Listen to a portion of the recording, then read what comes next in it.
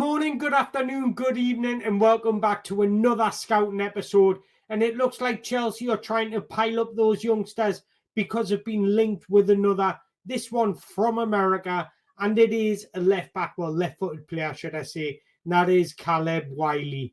So if you're new here, what I do is I scout and analyse the best up-and-coming wonder kids, and when they make a transfer to a new club, I talk about his strengths, weaknesses, couple of statistics to hopefully back it up, and how he can fit into the new system and what the fans can expect from that player. So if you are new here, or even if you're returning, don't forget to hit that like button, hit that subscribe button if you enjoy this video at the end of it, so you don't miss out on the next one.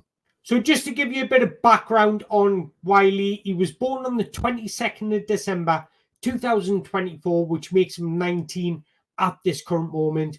He came through the academy at Atlanta United. He joined them at the age of 11. He signed his first professional contract on January 18, 2022. He made his MLS debut against Sporting Kansas City, where he came on and scored in a 3-1 victory. And that season, with his team suffering from a number of different injuries, Wiley found himself moving up in the depth chart, finishing the 2022 season with 26 league appearances. It didn't take long for Wiley to live up to the hype and those expectations, scoring twice and providing an additional assist in Atlanta's Week 3 game. At 18 years, 79 days of age, he'd become the 5th youngest player in league history to contribute to 3 goals in a single game.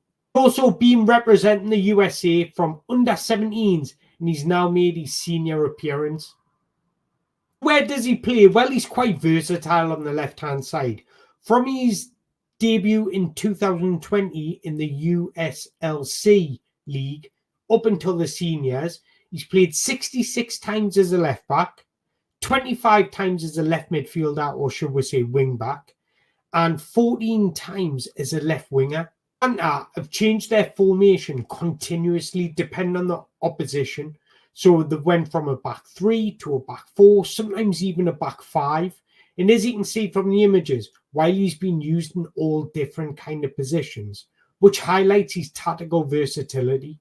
But what are his strengths and what is he like in possession? Well, in the realm of modern football, fullbacks have evolved from a defensive workhorses to attacking juggernauts.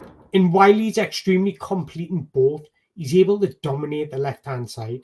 Wonderful attributes. He's fast, he's quick with his feet, and he loves to get into the attacking third without neglecting his defensive responsibilities. He's able to break angles while making spectacular runs upfield with and without the ball, which provides a nice balance on the left-hand flank. His heat map alone just shows how much of a steam train he is, overlapping, underlapping, attempting to affect the game in any way he can. It's rare breed for a fullback to combine defensive solidity with attacking flair. Wiley is a player with exceptional technical qualities, and he seeks to assist and attack in every opportunity. Incredible ball progressor, he can beat opponents with extraordinary bursts of pace. In fact, he's sitting 3rd in expected assists in the whole Atlanta squad. Wiley relishes every opportunity to get forward. He's ultra fit. He's capable of motoring up the touchline relentlessly all game long. This, in combination with his smart timing, especially in runs, has seen him being a big weapon for Atlanta. He picks his moments when to maraud forward, surging ahead on overlapping bursts, from overloads in the wide area to making blindside runs into the box in the inside channels. When the ball is on the opposite flank, he exhibits brilliant judgment. He's developed great awareness when attacking, enabling him to find, at times, a gaza space near the touchline or slightly on the inside to create a numerical supremacy. Doing this allows rotation throughout the 11, and this just confuses and misshapes the opponent's shape. It has expansive overlapping and underlapping runs through wider areas and the inside left channel, times these overlaps or underlaps really well, depend on these wingers' movement. Reading of offensive situations is really impressive. What strikes me is his ability to drive through central areas. It's a crazy weapon, completely offsets the opposition's shape. It's really uncanny how often he finds himself in one-on-one with the goalkeeper as a defender. And then he actually shows great composure in front of goal. However, it must be said, it's not often that out of possession Atlanta play with inverted fullbacks. More often than not, want to be more conventional fullbacks, and when attacking, finding space rather than coming inside. So it's hard to judge whether Wiley can be that inverted fullback. It would be unfair to say no, but also unfair to say yes. But I think giving Wiley the freedom to attack the outside and the inside is really when he's at his best. He's a brilliant offensive piece. He's got incredible ability to drive forward with the ball in attack space. In fact, he's finished 4th out of the whole of MLS defenders for most progressive carries. Lastly, one thing that made Wiley such a valuable prospect is his ability to create goal-scoring situations by himself without needing anyone overlap or combine with on the left flank. He can do this through his own dribbling or his brilliant vision. Thanks to his deadly combination of explosive movement and power, which allows him to create danger either from a standing start or whilst in motion. He's able to create separation from his marker to either send the cross into the box or his favoured pass into the box. Just to highlight his intentions to attack, he finished 5th out of all defenders in the MLS for carries into the final third.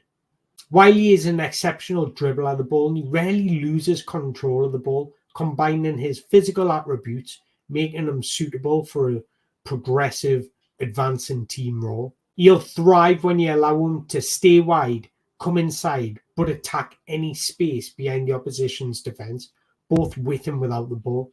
Not only is he great in the build-up with progressive carries, he's also great with his passing as well, with an overall average pass completion of 86%. There's neat and tidy vision in all of his passes, whether that be combining with a teammate, a medium-length pass, or switches of play or long balls. We'll often see him hit longer balls or switches of play from deeper areas, trying to get his attackers moving in the channels and trying to get their defenders running the wrong way.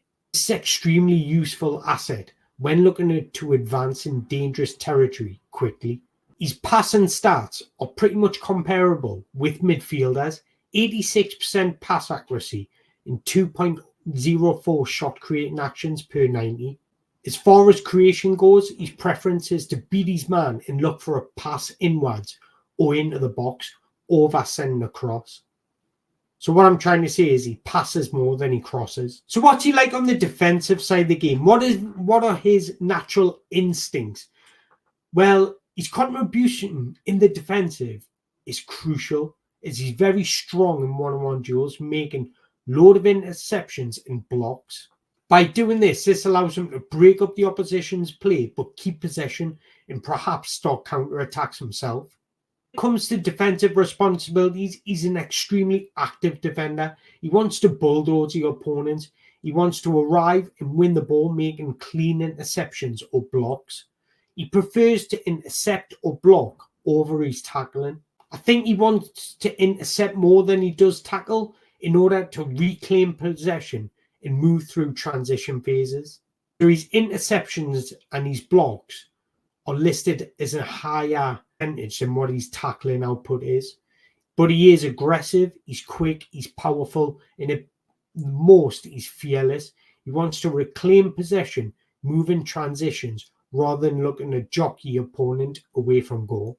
But because of his intentions to get forward as much as possible, it does leave space in behind for opposition to exploit. However, his pace and his power enable him to backtrack, make crucial ball recoveries. Because of his intentions to attack, he needs this in his armory in order not to be caught out.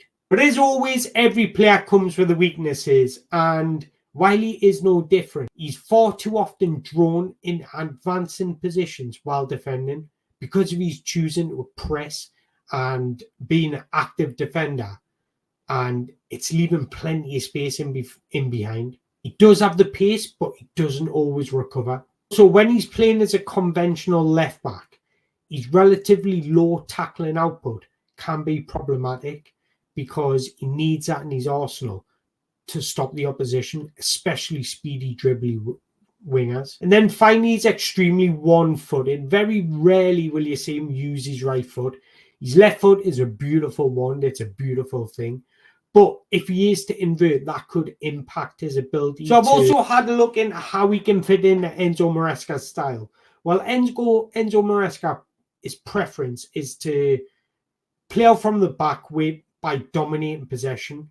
With Wiley's technical ability and passing ability, that's a huge asset to Enzo because that's what he wants. He wants good passers and people who are comfortable in possession. On the offensive side of things, he wants his wingers to stay high and wide. This would allow Wiley to do what he does best and explode through those inside channels. And I think he really thrives in those inside channels. So it would definitely give Maresca options because he could have his winger inverting and Wiley going outside, or he can have his winger staying out wide and Wiley coming through the middle. But his versatility would definitely give him tactical options, even in-game, switching systems from a back four to a back three, playing him as a wing-back and then a conventional full-back, or even a left winger at times, as we've seen. So I'm going to look at a few statistics and where he would stand in the Chelsea squad and where he would stand against especially Marc Cucurella because he played the most for Chelsea last season in that position. So crosses, Wiley finished with 31. He would be 8th in Chelsea's squad. Cucurella would finish with 16. So you would get a lot more crosses and attacking output from Wiley. Shot creating actions, Wiley finished with 49. That was 9th in the Chelsea squad.